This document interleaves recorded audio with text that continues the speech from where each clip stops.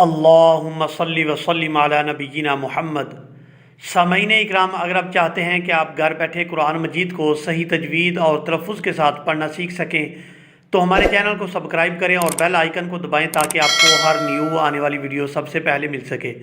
سامعین اکرام، آج کا سبق بہت اہم ہے، آپ نے ویڈیو کو اینڈ تک لازمی واچ کرنا ہے تاکہ آپ کو اس سبق کی صحیح طرح سے سمجھ آ سکے۔ چلے آئیں اپنے سبق کو شروع کرتے ہیں۔ اعوذ باللہ من الشیطان الرجیم، بسم اللہ الرحمن الرحیم۔ معزز سامعین اکرام، پچھلے سبق میں ہم یہ پڑھ چکے ہیں کہ را متحرک کب پورا ادا ہوتی ہے اور کب باریک ادا ہوتی ہے۔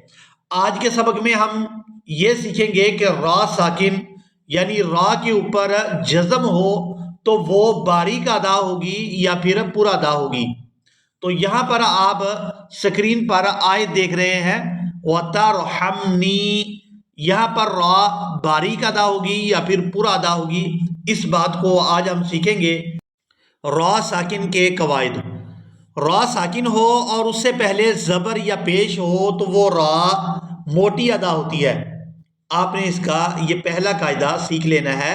را ساکن کا، را ساکن ہو اور اس سے پہلے زبر یا پیش ہو تو وہ را پورا ادا ہوگی یعنی موٹی ادا ہوگی۔ اب اس کی مثال ہم قرآن مجید سے دیکھتے ہیں تاکہ ہم اس سبق کو اچھی طرح سے سیکھ لیں۔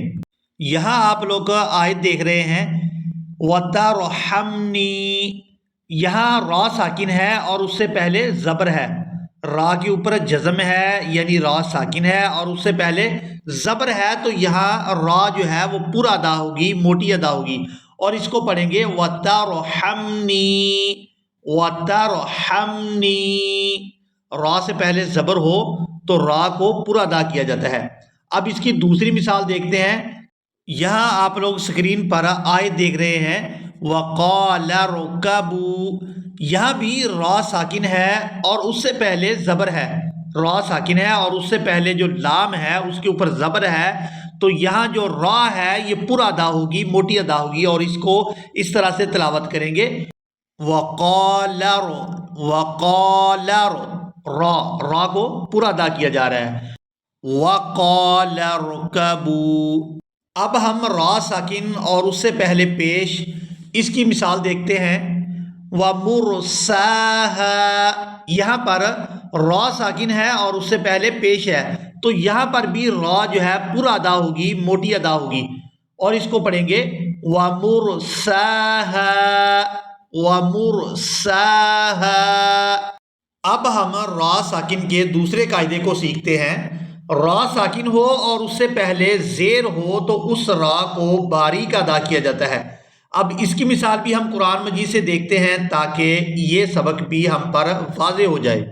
یہاں سکرین پر آپ لوگ آیت دیکھ رہے ہو بالمرصاد، مرصاد، یہاں پر را ساکن ہے، را کے اوپر جزم ہے اور اس سے پہلے والے حرف کے نیچے زیر ہے، تو یہاں پر را جو ہے وہ باریک ادا ہوگی۔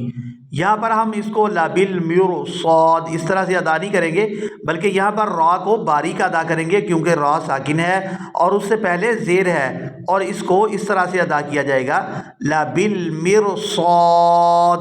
آج کے سبق کو ایک دفعہ پھر ذہن نشین کر لیں کہ آج ہم نے را ساکن کے دو قاعدے پڑھے ہیں۔ را ساکن ہو اور اس سے پہلے زبر ہو یا پھر پیش ہو تو را ساکن پورا ادا ہوگی، اور اگر را ساکن سے پہلے حرف پر زیر ہو تو پھر را ساکن جو ہے باریک ادا ہوگی۔ مجھے امید ہے کہ آپ لوگوں نے آج کے سبق کو اچھی طرح سے سیکھ اور سمجھ لیا ہوگا۔ ملیں گے ایک نئی ویڈیو میں، تب تک کے لیے اللہ حافظ۔